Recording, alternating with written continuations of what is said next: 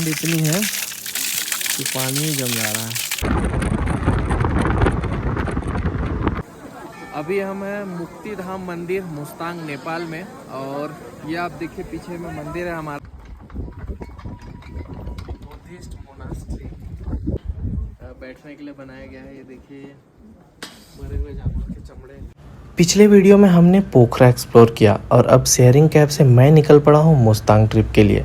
पोखरा से मुस्तांग का ये सफ़र लगभग 160 किलोमीटर का है, जिसमें हम मारफा विलेज, मुस्तांग, जॉमसम होते हुए मुक्तिनाथ तक जाएंगे। तो चलिए शुरू करते हैं एक नया एडवेंचर। पोखरा से कुछ दूर चलते ही हम पहुंचे कुसमा, जहां होती है दुनिया की second highest bungee jumping.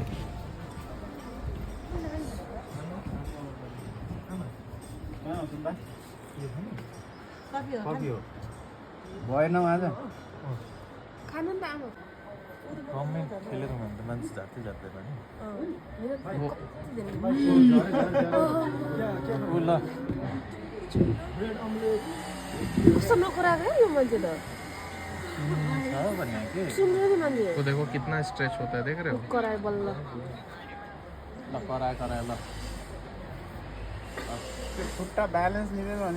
228 metre की ऊंचाई से कूदने के लिए सच में बहुत हिम्मत चाहिए। मेरी तो 120 मीटर में ही हालत ख़राब हो गई थी, हालांकि वो इंडिया की हाईएस्ट बंजी जंपिंग थी। इस ब्रिज पर जाने के लिए आपको देने होंगे 500 NPR। मज़ेदार। हमने तो बस मोमो खाया और चल दिए अपने सफ़र पर।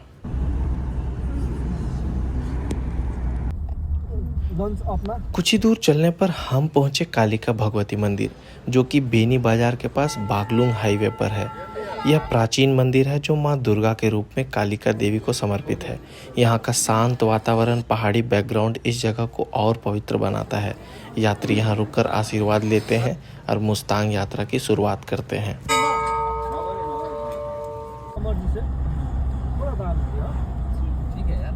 कालिका भगवती मंदिर से थोड़ी दूर आगे रास्ते में आता है गंडकी गोल्डन ब्रिज। यह एक सस्पेंशन फुट ब्रिज है जो कालिका गंडकी नदी पर बना है। यह दुनिया का तीसरा सबसे लंबा फुट ब्रिज है, जो 567 मीटर लंबा है और 122 मीटर की ऊंचाई पर बना है। लोकल तो बड़ी आसानी से चल रहे थे, लेकिन मेरे तो पैर कांप रहे थे इतनी ऊंचाई देखकर।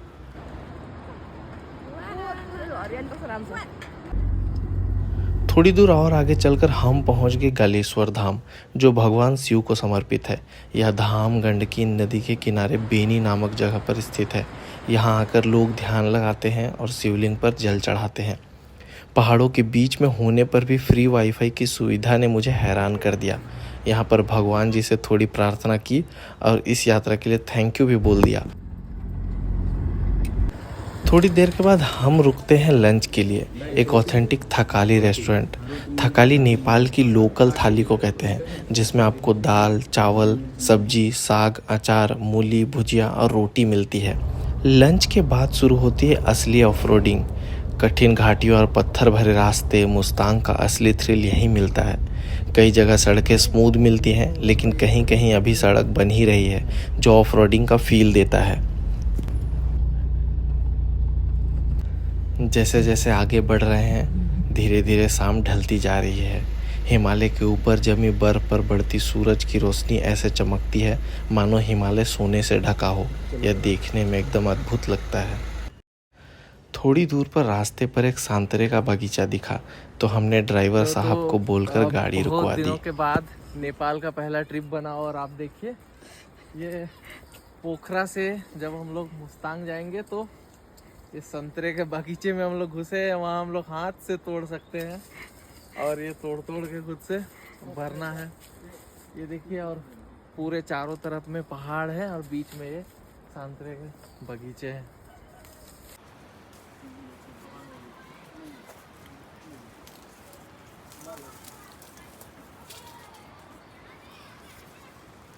इतनी ऊंचाई पर पुराना सा घर और उसमें टंगे मक्के और अन्य अनाज देखकर पता नहीं अलग सा ही महसूस होता है। ऐसा लगता है इतनी ऊंचाई में इतनी ठंड में लोग कैसे रहते होंगे। ताजे संतरे का मजा लेते हुए हम पहुंचे रूपसी फॉल्स, जो म्याग्दी जिले के डाना गांव में स्थित है। यह वाटरफॉल लगभग 300 मीटर यानी 984 फीट ऊंचा है और नेपाल के सबसे ऊंचे जलप्रपातों में से एक माना जाता है। रूपसी फॉल्स के बाद हम चल दिए आगे जॉमसम की तरफ। पहाड़ी रास्तों पर लैंडस्लाइड होने से रास्ते कभी कभी संकरे हो जाते हैं, इसलिए ध्यान से निकलना ज़रूरी होता है। यह एरिया काफ़ी लैंडस्लाइड प्रोन होता है, जहां हमेशा लैंडस्लाइड होते रहते हैं। रास्ते में आपको काफ़ी बाइकर्स भी मिलेंगे, लेकिन यह जगह लद्दाख के जैसे भीड़ भाड़ वाली नहीं है, इसलिए लोग कम दिखाई देते हैं। मोस्टली एडवेंचर राइडर्स जो यह रूट एक्सप्लोर करने आते हैं। रात होते होते हम पहुंच गए जॉमसम के होटल ग्रीन तारा।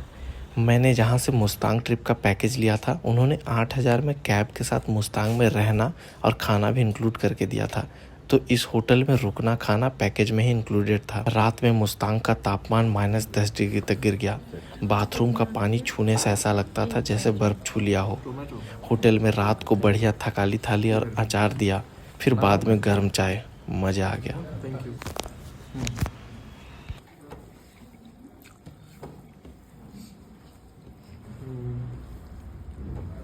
सुबह सुबह होटल के छत से देखने पर पता चलता है कि हम लोग एक बहुत ही छोटे से गांव में हैं, जहां देखने पर ऐसा लगता है जैसे सालों से कोई नहीं रहता। पूछने पर पता चलता है कि ठंड में लोग घर छोड़कर नीचे पोखरा की तरफ चले जाते हैं। लेकिन सोचो, जिनका पोखरा में कोई नहीं होगा, उनके लिए यहाँ इस ठंड में रहना किसी जंग से कम नहीं।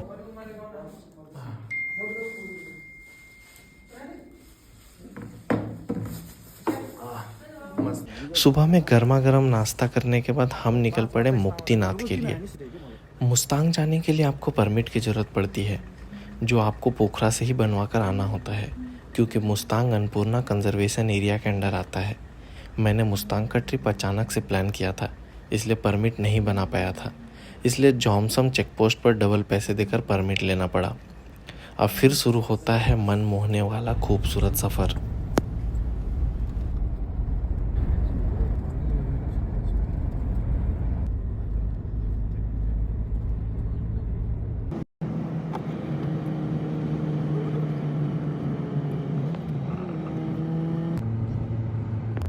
कुछ दूर आगे चलकर हम पहुंचते हैं कागबेनी सेल्फी पॉइंट, जहां सेरथांग सेल्फी पार्क है, जहां एक कैफ़े पर म्यूज़िक बजाकर बाइकर चाय एंजॉय कर रहे थे। कागबेनी में ठंड बढ़ गई है। जैसे जैसे ऊपर जा रहे हैं, ठंड और बढ़ती जा रही है। ऊपर ठंड इतनी ज़्यादा है कि पानी भी जमे हुए नज़र आ रहे हैं।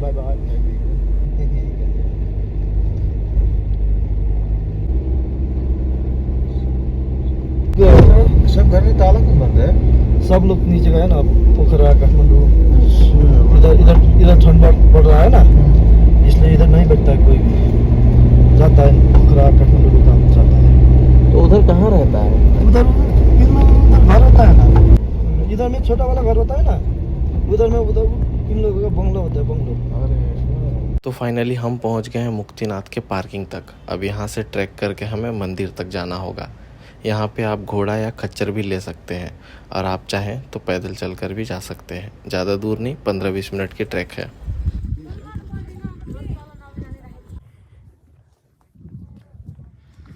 इन पहाड़ों के बीच मुक्तिनाथ का मंदिर।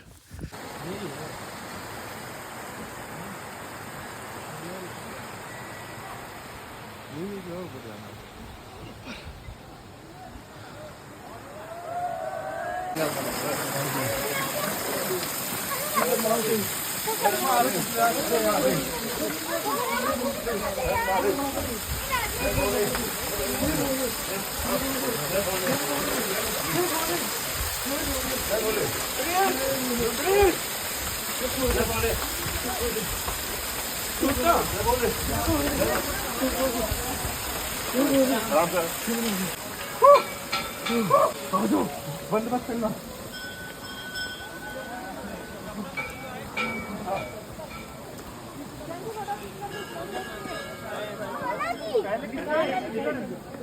और सजे मुझे नीचे जल्दी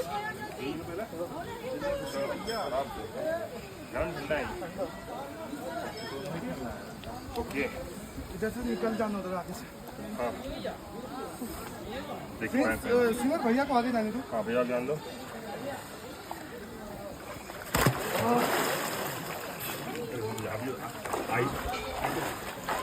चल चल चल।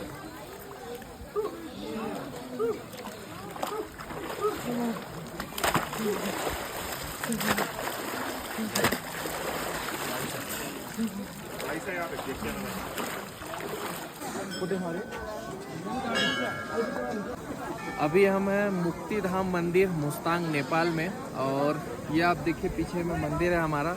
ऐसी मान्यता है यहाँ के लोकल लोगों की कि भगवान शिव जब सती माँ के शरीर को लेकर के इधर उधर भटक रहे थे, विष्णु भगवान ने कहा कि इस जगह पे आने से उनको उनके शरीर से मुक्ति मिलेगी।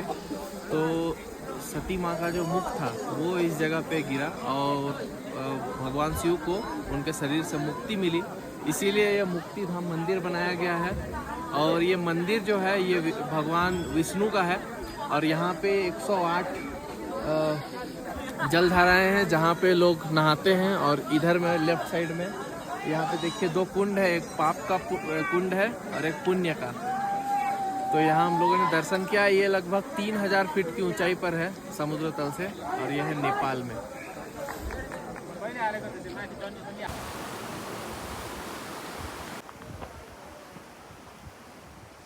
मुक्तिनाथ धाम तक का हमारा सफ़र पूरा हुआ। अब मुक्तिनाथ बाजार घूमते हुए हम वापस पोखरा की ओर लौटेंगे। और हाँ, रास्ते में हमें मारफा विलेज भी घूमते हुए जाना है।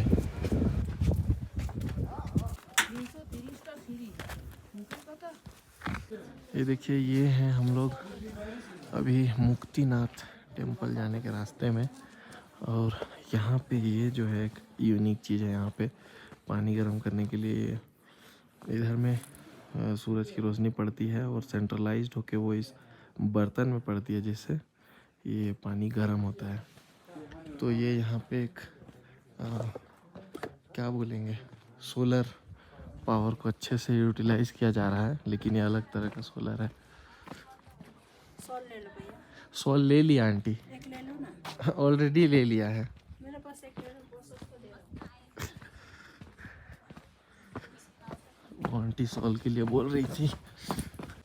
पानी जो है जमा हुआ है, जो पानी गिर रहे हैं वो आपको जमे हुए मिलेंगे।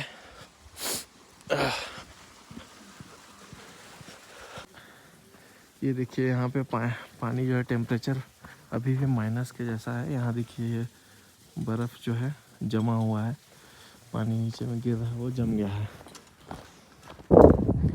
Hotel Bob Marley, hotel Mona Lisa.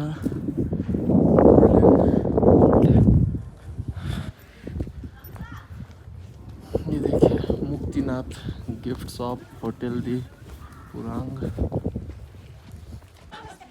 ये है मुक्तिनाथ का एक विलेज, रानी पौवा। रानी पौवा ऐसा कुछ नाम है मुक्तिनाथ। और ये देखिए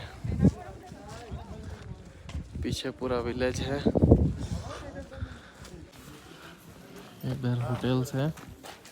ये देखिए बहुत सब पुराना ऐतिहासिक रानी पौवा। स्थापना क्या है पता नहीं चल रहा है, हिंदी में लिखा हुआ है। तो ये देखिए एक विलेज है, बहुत ऊंचाई में है ये। लगभग हम लोग 2500-3000 हज़ार फीट की ऊंचाई में है।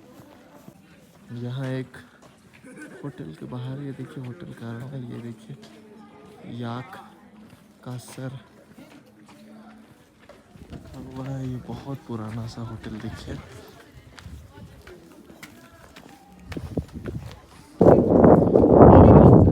शालिग्राम पत्थर ले लिया आंटी। ठंड इतनी है कि पानी ही जम जा रहा है। यहाँ पे ट्रेडिशनल बुनाई हो रही है।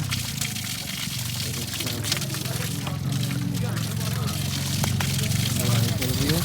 ये देखिए पहाड़ी बकरी और ट्रेडिशनल घर। ये देखिए यहाँ पे लगता है कि कोई रहता नहीं ऐसा, लेकिन लोग रहते हैं यहाँ पे।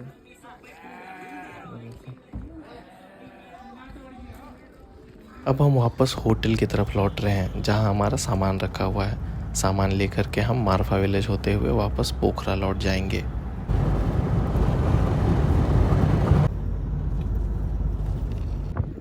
ये हमारा होटल, और इतनी तेज की हवा चलती है यहाँ पे। देखिए बहुत तेज से हवा चल रही है। रात में टेम्परेचर जो था यहाँ 10 चला जाता है। मस्तांग है और हमारा होटल इधर देखिए, ग्रीन तारा सांग मुस्तांग।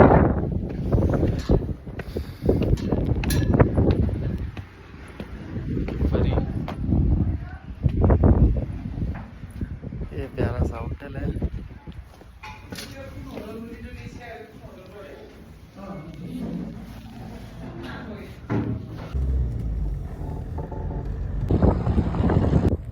तो ये है हिस्टोरिक प्लेस मारफा विलेज जो है मुस्तांग एरिया में, और हम यहाँ घुस रहे हैं।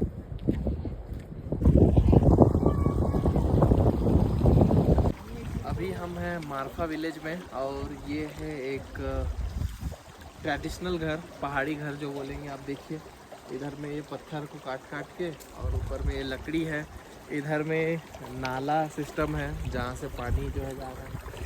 और ज़्यादातर घर जो है सभी लॉक है। अब देखिए यहाँ पे ताला लगा हुआ है। ऐसा पूछने पे पता चलता है कि यहाँ के लोग जो है ठंड के मौसम में नीचे पोखरा या फिर काठमांडू की ओर चले जाते हैं। ये है इस घर का मेन गेट आप बोल सकते हैं, लेकिन ये भी ताला लॉक है। और अब हम बढ़ रहे हैं गांव के मिडिल एरिया की ओर। आज क्रिसमस है और ये रहा एक क्रिसमस ट्री जो हमें दिखा है। ये है मारफा विलेज की गलियां।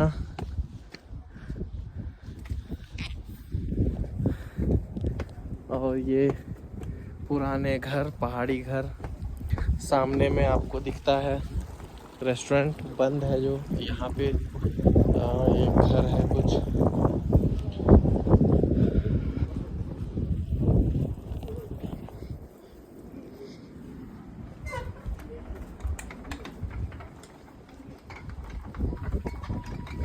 Buddhist monastery.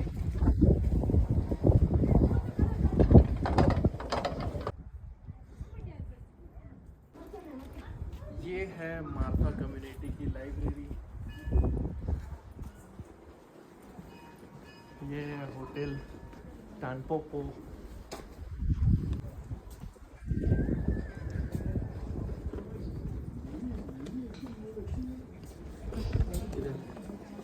ये देखिए मरे हुए जानवरों के चमड़े को बैठने के लिए बनाया गया है। ये देखिए मरे हुए जानवरों के चमड़े। ये है याक का सर और चमड़ा।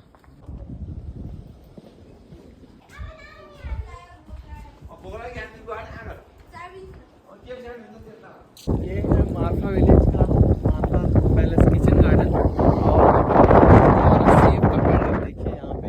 ये देखिए सेब जो है ना लगे हुए हैं कुछ। सेब का सीजन नहीं है। ये देखिए सेब। और ये है मारफा गांव का एग्जिट। जिस तरह से शुरुआत वैसे ही अंत। तेरा साथ ना छोड़ेंगे, ये दोस्ती हम नहीं तोड़ेंगे, तोड़ेंगे पर मगर तेरा साथ ना छोड़ेंगे। बचपन तो गया, जवानी भी गई, एक पल तो अब हमें जीने दो, जीने दो।